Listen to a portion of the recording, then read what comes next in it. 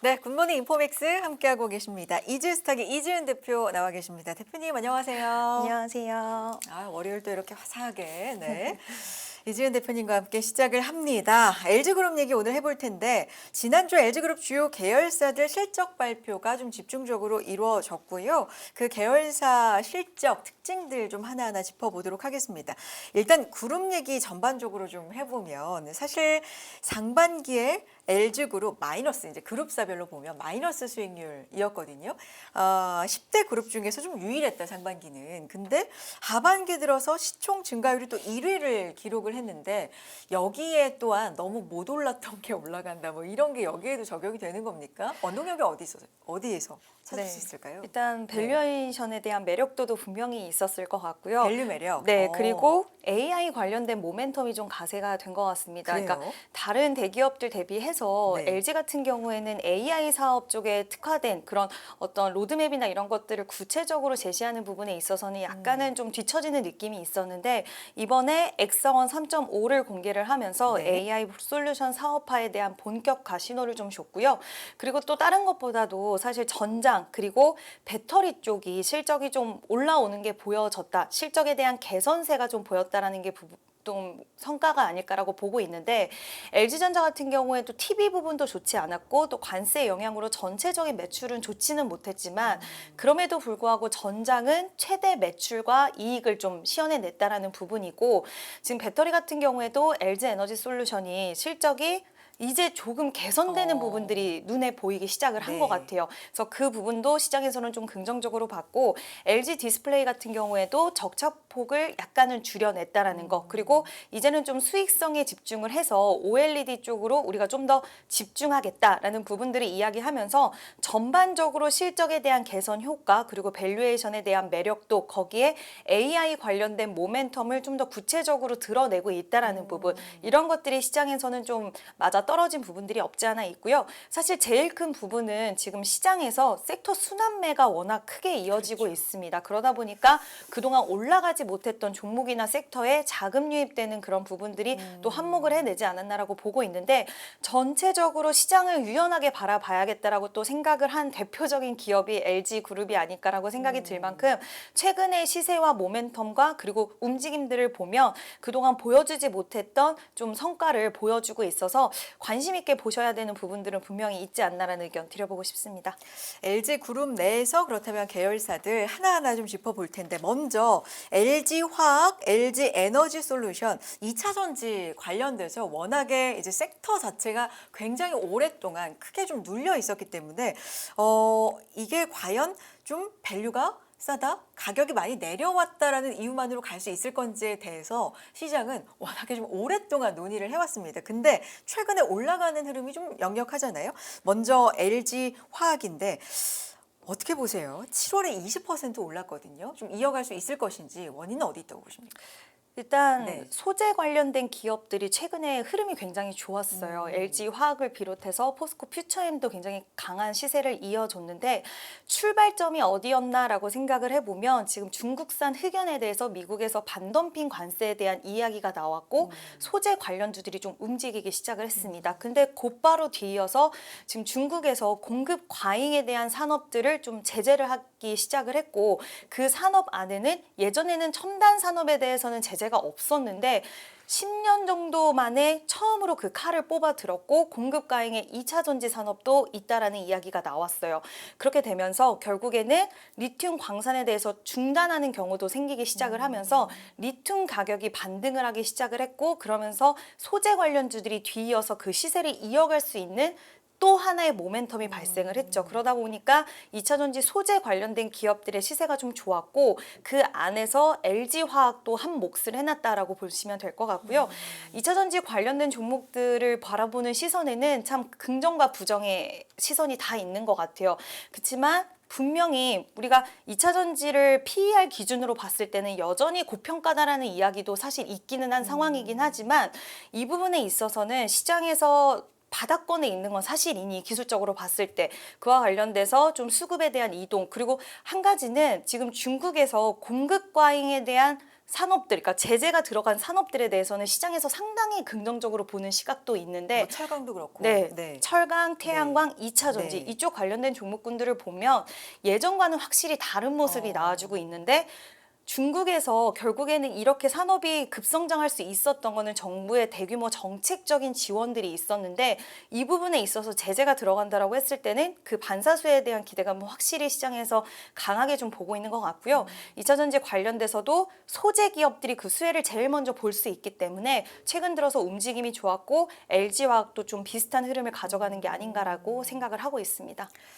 지금 사실 굉장히 긴 차트로 보면 요 정도 오른 게 정말 뒤에 사신 분들은 뭐 이게 어떻게 해야 되나 뭐 싶긴 하지만 어쨌든 5월 말에 18만 원대에서 지금 30만 원대까지 올라오긴 한 거거든요. 근데 말씀드렸지만 긴 차트로 보면 아직 굉장히 좀 멀었습니다. 지금 요 시점에서는 어떤 관점으로 좀 봐야 돼요? 말씀하신 네. 것처럼 2020년 후반, 그러니까 2021년 1월 달에는 이 LG화학이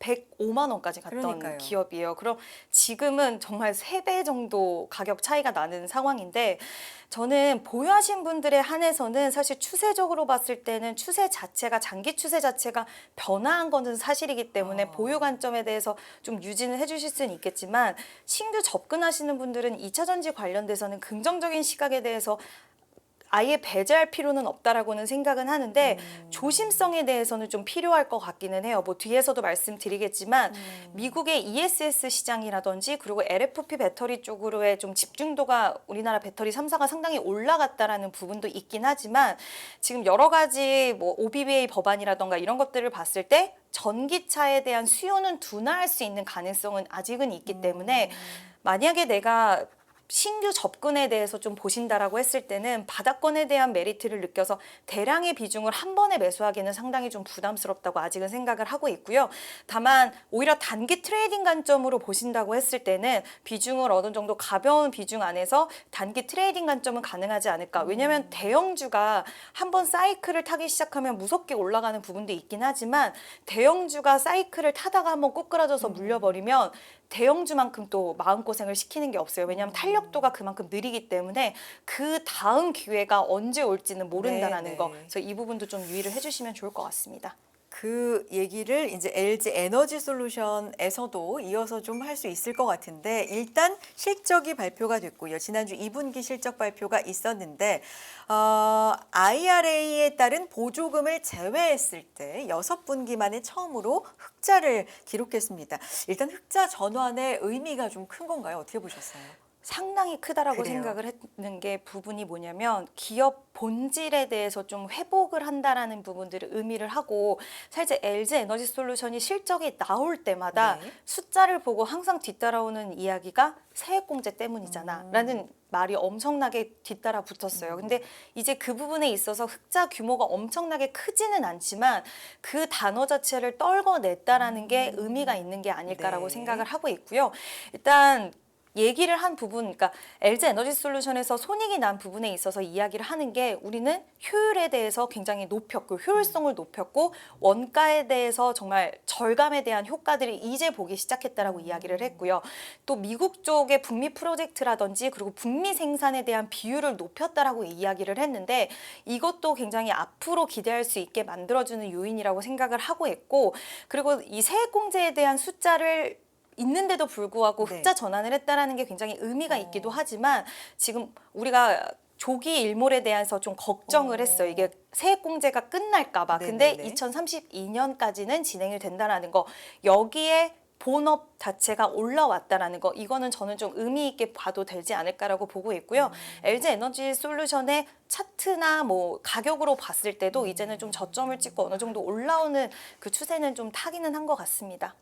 트럼프 행정부의 관세 정책, 그러면 LG 에너지 솔루션한테 어떤 영향이 있을지 이 부분도 좀 짚어봐야 될 것 같은데 뭐 ESS 아까 말씀도 해주셨지만 LG 엔솔의 이 부분도 좀 중요할 것 같고 앞으로는 어떻게 좀 봐야 될까요? 일단 이제 하반기 네. 여러 가지 변화가 있었을 텐데 변화에 대한 부분에서 가장 좀 크게 봐야 될 부분은 중국 관련돼서 지금 관세를 얼마나 책정을 했느냐는 부분인데 EV 같은 경우에는 EV용 73%고요. ESS용에는 41%에 대한 고관세를 적용을 하면서 중국에 대한 견제 기조는 계속 유지가 되고 있는 상황입니다.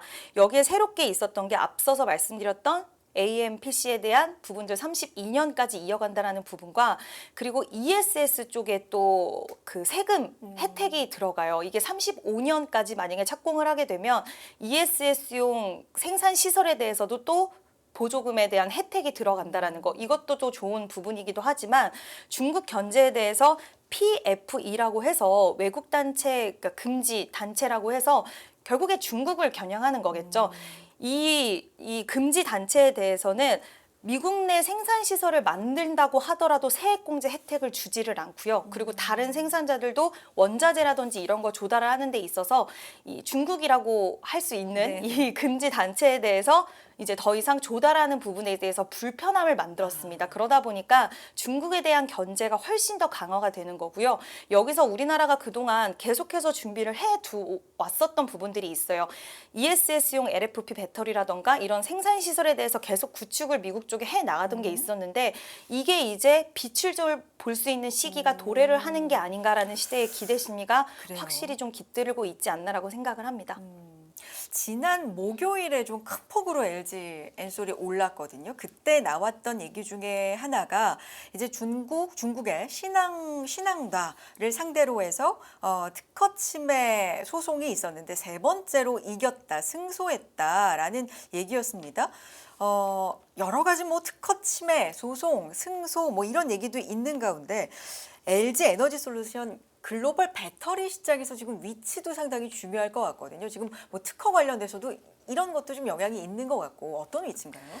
사실 위치가 굉장히 좋았다가 최근에는 최근에 이제 점유율로만 봤을 때 2025년 1월에서 5월 달 기준으로 봤을 때는 점유율 3위를 차지를 했더라고요. 글로벌 시장에서 네. 이제 비아디까지 좀 치고 올라오는 상황들이 있었는데 지금 3위까지 하락을 하다 보니 중국을 물론 제외하면 LG 에너지 솔루션이 2위이긴 하지만 상당히 위협적인 위치에 있는 거는 사실인 것 같아요. 그렇지만 우리가 다행으로 생각하고 또 지켜봐야 되는 부분은 지금 중국에서 공급 과잉 이슈가 나오면서 그 나라 안에서도 치킨 게임이 이루어지고 있다라는 이야기가 나옵니다. 왜냐하면 가격 인하에 대한 부분들, 가격 하락이 불가피할 수밖에 없는 그런 경쟁 구도가 만들어지다 보니까 과연 여기서 앞으로 중국 기업들이 어떻게 살아남을 수 있을지 이 여부와 그리고 유럽 시장을 지금 타겟을 많이 하고 있거든요. 사실상 북미 시장은 너무나 견제를 많이 하고 있기 때문에 보는 쪽이 유럽 시장인데 그래서 유럽과 중국의 지금 관세가 조율을 하고 있어요. 지금 최고 부과되는 관세가 35에서 45% 정도인데 이거를 지금 조율을 하고 있는 가운데 이 조율이 어떻게 될지에 대한 여부가 굉장히 중요하고 그게 우리나라 배터리 특히 LG 에너지 솔루션의 영향력을 크게 좌지우지할 것 같아서 앞으로 이 관세 관련돼서 유럽 쪽에서 점유율을 굉장히 빠른 속도로 늘려가고 있는데 유럽에서. 네, 유럽 시장에서의 관세가 어떻게 될지 그리고 폭스바겐이랑 지금 저가용 전기차를 이제 출시를 하거든요. 중국이 그동안 유럽 시장에서도 이렇게 점유율을 늘려나갈 수 있었던 건 결국 가격에 대한 메리트였는데 과연 폭스바겐이라든지 그 나라 현지 나라에서 나왔을 때 얼마나 경쟁 구도에서 우위를 차지할 수 있을지 이 부분 봐야 될 것 같고요. 중국은 선택할 수 있는 선택지가 그렇게 많진 않아요. 북미 쪽에서는 견제를 받고 있고 한국과 일본에서는 워낙 메인 브랜드 도요타라든지 현대자동차가 너무나도 좋은 자리를 차지하고 있다 보니 여기를 침투하는 것도 쉽지 않고 신흥시장 같은 경우에는 아직까지는 전기차 시장에 대한 그런 메리트가 없다 보니까 유럽 시장이 지금 가장 큰 메리트인데 여기서 관세 관련돼서 어떻게 될지에 대한 여부에 따라서 점유율이라든지 이런 것들이 좀 바뀌어 나갈 수 있지 않을까라고 생각을 하고 있습니다. 어쨌든 독일에서 승소를 한 거고 중국 업체가 이 기술을 많이 적용을 네. 하고 있는데 이걸 배겼다라는 게 네. 3연승을 한 거잖아요. 네. 소송에서. 물론 항소를 할 수 있다고는 하지만 관련된 이슈도 좀 따라가 보겠고 유럽 쪽도 말씀하신 것처럼 지켜보도록 하겠습니다. LG전자 얘기 좀 해볼까요? 자사주 소각을 창사 이래 처음으로 실시한다. 이게 또 뉴스로 나왔는데 창립 이후 67년 만입니다. 자사주 소각 배경, 자사주 소각 뭐 이런 얘기는 요즘에 시장 전체에서 좀 화두가 되고 있긴 한데 LG전자 어떻습니까? 사실 이제 밸류업 프로그램 네. 일환이고 주주가치 제고에 대한, 그러니까 주주 환원에 대한 강화 기조를 좀 살리려고 하는 건데, 제가 좀 살펴보니까 LG그룹 같은 경우에는 특히나 이런 자사주 소각이라든지 주주 환원 쪽에 상당히 그동안 좀 보수적이고 상당히 좀 느린 걸음들을 했던 것 같아요. 다른 대기업 대비해서. 그래서 이런 부분들 지금 시장의 전반적인 분위기에 좀 동조화된 움직임을 보이고자 하는 그런 부분들이 있지 않나라고 생각을 하고 있고요. 지금 자사주 소각과 함께 LG전자는 지금 우선주와 보통주에 대해서 중간 배당 500원을 실시하겠다라고 이야기도 했고, 배당에 대한 부분들도 같이 진행을 하면서 좀 더 주주 친화적인 모습을 보여주기 위한, 그래서 투자 심리 자체도 좀 개선을 하려고 하는 부분들이 있는 것 같아요. 이미지가 워낙 주주 친화적이지 못했다라는 그런 부분들이 있다 보니까 전체적으로 지금 시장 분위기가 그걸 하지 않으면 안 되는 상황이다 보니, 거기에 맞춰서 전반적으로 그룹주들이 다 같이 움직이는 모습을 봤을 때는 좀 이미지 쇄신 그런 부분들도 좀 일조를 하고 있지 않나라고 생각을 하고 있고, 주가적인 측면에서도 최근 시세가 약간 올라온 부분도 이것도 좀 반영이 되지 않았나라고 생각을 하고 있습니다. LG전자 근데 이제 갖고 계신 분들은 올라왔다고 하기에도 상당히 답답한 좀 주가 흐름이지 않을까 네. 생각이 들고, 최근에 이제 실적이 발표가 됐는데 영업이익 같은 경우가 전년비 거의 46% 넘게 하락을 했고, TV 쪽도 상당히 좀 안 좋았다고 나와요. 맞아요. 네. 일단 사실 예전으로 생각하면 LG전자 TV, 가전 이쪽이 굉장히 무조건 강자였잖아요. LG전자. 네, 네. 외국에 나가도 가전은. 자긍심을 가질 수 그러니까요. 있을 만큼 그랬는데 관세에 대한 여파가 상당히 좀 컸다라고 합니다. 그래서 네. 또 TV 부분도 좋진 않았는데, 그나마 전장 쪽이 이제 매출이랑 영업이익을 잘 내줬다라는 게 좀 성과 아닌 성과였고, 물론 더 빠질 구간도 많지는 않아요. 그렇지만 이런 스탠스를 보이면서 그래도 주가는 어느 정도 하방에 대한 지지력은 좀 가져가지 않았나라고 보고 있습니다. 알겠습니다. LG 생활건강도 좀 보도록 하겠습니다. 일단 뭐 중국 쪽에 대한 기대감, 한알령 해제 기대감, 뭐 이런 부분들 실적으로는 어떻게 반영이 될 거고, 하반기 조금 더 기대해 볼 수 있을까요? 어떠세요? 실적은 좋진 않을 것 그래요. 같아요. 근데 참 LG생활건강은 저는 아직까지는 투자 메리트는 좀 지켜봐야 된다라고 보고 있는 게, 일단 LG생활건강이 너무 자존심이 상하고 속상했을 것 같은 게 APR한테 시가총액이 APR을 그렇죠. 넘어섰어요. 네. 이거는 엄청난 좀 부분일 수밖에 없는데, 그나마 하반기 때 지금 LG생활건강이 약간 승부수를 띄우는 건 LG프라일이라고 해서 얼굴 미용기기가 있는데 맞습니다. 꽤 고가의 라인이고, 이 네. 부분에 있어서 지금 이 사업 부분을 양수를 받았어요. 그래서 화장품과 접목을 해서 최근에는 10만 원대 홈 뷰티 디바이스를 선보이기도 하면서 이 시장에서의 탈출구를 모색하려는 움직임이 나오고 있는데, 그러니까 참 아쉬운 거는 시장의 분위기를 읽어내지 못했던 것 같습니다. 요즘 화장품은 온라인 매출이 더 지배적이잖아요. 근데 여전히 면세라든지 오프라인을 좀 고수를 했고, M&A를 통해서 중소 브랜드를 좀 인수를 잘 했어야 되는데 그 부분도 좀 뒤처졌다라는 거, 이런 것들을 봤을 때 아직까지 탈출구를 모색하는 게 이제 LG 프라이를 양수를 받은 것인데, 이게 숫자로 찍히는지 하반기 때 좀 지켜본 이후에 매매를 하셔도 늦지는 않지 않다라고 저는 생각을 하고 있습니다. 그야말로 국내 뷰티 업계 지각 변동이라고 네. 지금 일컬어지고 있는데, 상장 1년 4개월 차 새내기 APR이 상장 25년 차 LG 생활건강 시총을 지금 추월한, 어떻게 보면 사건이고요. LG 생활건강 시총이 5년 만에 25조 원대에서 5조 원대로 곤두박질 치는 사이에 뭐 APR은 6조 원을 지금 넘어선 상황. 어떻게 보면 K뷰티 붐의 트렌드를 좀 못 탔다라는 분석도 나오고 있는데, 알겠습니다. 분석대로 지켜보겠고요. LG CNS 좀 설명해 주실까요? LG CNS 실적 발표가 됐는데 AI와 클라우드 매출이 굉장히 좋았어요. 네. 근데 이 회사가 이제 IPO를 할 때부터 이야기를 했던 게, 그쪽으로 우리는 특화된 기업을 될 것이다라고 이야기를 했고, 2023년 기준으로 봤을 때 실적이 AI와 클라우드 부분의 매출이 50% 정도 나왔던 그런 기업입니다. 근데 어떻게 이렇게 좋은 성과를 이쪽에서 도출을 해낼 수 있냐라고 봤을 때, 전체 인력의 40% 이상이 이 부분에 대해서 굉장히 전문 인력이래요. 그래서 인력 자체를 그렇게 잘 배치를 했다라는 부분과, 그 전부터, 그리고 클라우드 쪽은 이제 운영을 하고 관리도 해주고 이런 통합 솔루션을 좀 유일하게 잘 제시를 하면서 네. 관련돼서 아마존 웹 서비스라던가 구글 클라우드라던가 이런 정말 괄목할 만한 그런 고객사들을 품고 있으면서 기술적으로 이미 입증이 된 그런 기업이기도 하고요. 그래서 시장에서는 상장된 지 그렇게 오래되지 않았기 때문에 그렇죠. 이번에 실적 발표 이후에 AI 클라우드 매출 이렇게 높아라고 생각을 했겠지만 2023년 기준으로도 이미 이쪽에서도 성과를 냈던 기업이다라고 좀 생각을 해주시면 될 것 같습니다. AI로 뭐 60%를 벌었다. 뭐 이런 클라우드가 이끌었다. 뭐 이런 얘기들 지금 나오지만 주가 측면에서 보면 6월 말에 좀 고점을 찍고서는 약간은 지지부진한 흐름을 보여주고 있는 LG CNS 주요 금융 공공 AX 프로젝트 석권했다. 뭐 이런 얘기도 나오는데 금융과 공공 분야에서 특히나 강점을 보이는 이유가 있을까요? 이 회사가 네. 예전에 이제 SI 국내 최대의 네. 이제 SI 경험을 갖고 있는데 뭐 여러 가지 은행권, 신한은행 그리고 KB금융 이런 회사의 코어 뱅킹부터 해서 새로운 시스템을 구축하는데 원래 이 회사 요즘에 시장에서 유명해진 게 이제 우리가 스테이블 코인 관련해서도 그렇죠. 되게 유명했는데 결국 시스템을 구축하는 기업입니다. 그랬다 보니 금융 관련된 시스템을 구축했던 이력들을 많이 가지고 있고 네. 그 안에서 우리나라의 전통적인 규제라든지 그리고 보안 시스템이라든지 이런 것들을 철저히 갖고 있기 때문에 금융기관에서도 신뢰를 바탕으로 해서 계속해서 좀 믿는 그런 부분들이 있고요.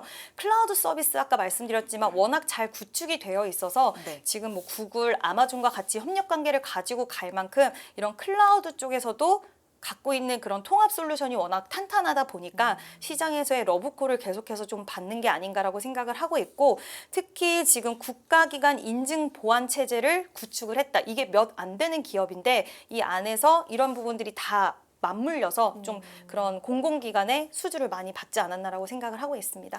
알겠습니다. LG 이노텍까지 한번 살펴보겠습니다. 영업이익이 크게 급감했습니다. 전체 매출 80% 이상 차지하는 게 이제 카메라 모듈 쪽이고 애플 관련돼서 뭐 분석도 나오고 있는데 어떻게 봐야 될까요?